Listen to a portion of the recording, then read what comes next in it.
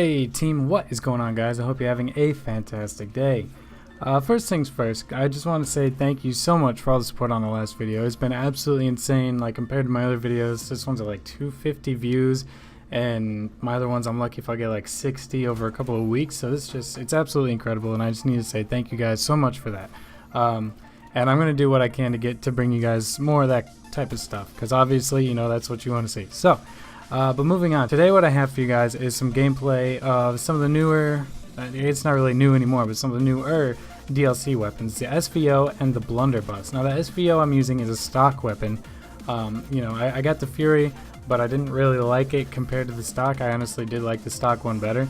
But the Blunderbuss I'm using is the Royalty Blunderbuss. You know, that nice purple camo. You guys know I love the royalties, so that is the one I'm using. I'm going to talk about those later. If you're interested in the class I'm using, I'll show you that right now. As you can see, I am in the class setup here using a Return to Sender, the legendary. I ended up getting that later on, and that's, you know, what the class setup consists of now. But in this gameplay, I'm using just the stock. But I'm going to give you guys the stats on the Return to Sender variant, because it's more interesting than the stock variant. So first things first, the Return to Sender, the legendary edition of this weapon, it has really no downside to it. You know, it's got a minus 10% sprint out time, so you know it's out. What that means, you know, if you're sprinting, you want to pull out your weapon, it's 10% faster than it would typically be for a stock weapon or any of the other variants. Another one is the idle speed. So you know, the amount that it moves around, the quickness, the speed that it moves around while you're aiming down the sights, it is reduced by 40%. So this thing is dead on accurate, man. It's absolutely insane.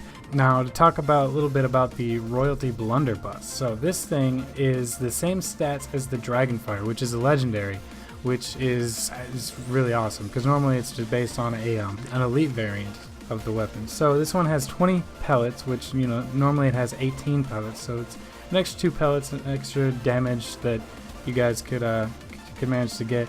It also has an increased movement speed of 2%. And the only downside to this thing is that the sprint out speed is actually increased by 20%. So that's a disadvantage. But again, a lot of the time, if you're close enough to use this thing, you are going to be just blasting from the hip anyway. So it should be alright. So those are the actual stats for these weapons, but now to talk about how they actually feel, you know, when you're actually playing with it. Because it's one thing to, you know, look at the stats and be like, okay, this says this, and this according to the code. But when you actually, you know, get the weapon in your hands and go to use it, it can feel totally different. So as you can see from this gameplay, my aim was actually pretty well on point, and which does not usually happen when I'm sniping. So I'm pretty happy with this gameplay.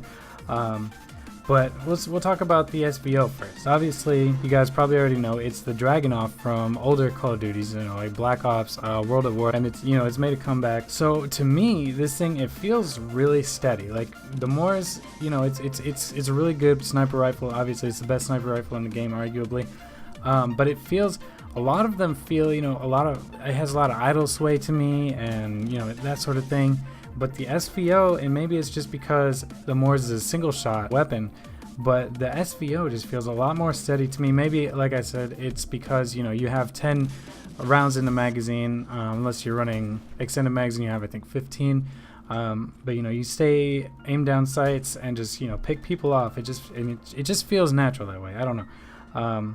And it is usually one-shot kill, which is absolutely great, because, you know, the Lynx is like, a headshot is like, maybe one-shot kill, but most of the time it's 2 to 3 shots to kill somebody with the Lynx. And you know, the NA45 and the Atlas are more gimmicky. The Atlas is a one-shot weapon, but it's gimmicky.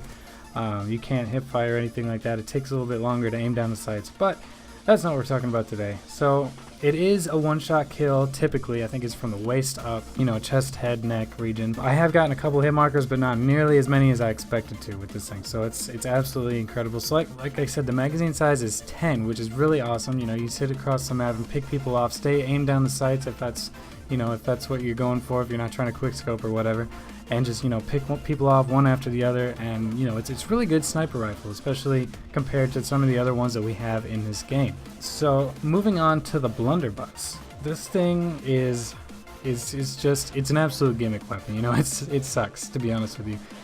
It has one shot before you have to reload. The reload is something like 10-15 seconds. I don't know, it's a long time. And it's really just gimmicky. That's the only thing I can really say about it.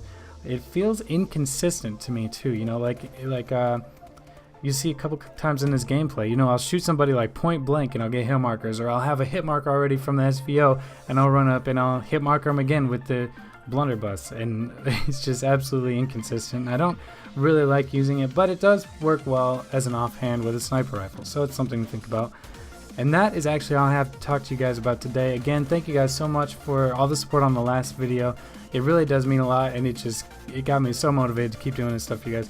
But yeah, that's all I have. If you did enjoy this, please go ahead and leave a like. Let's go for like 10 likes on this video, guys. If you could help me get to that goal, I'd very much appreciate it.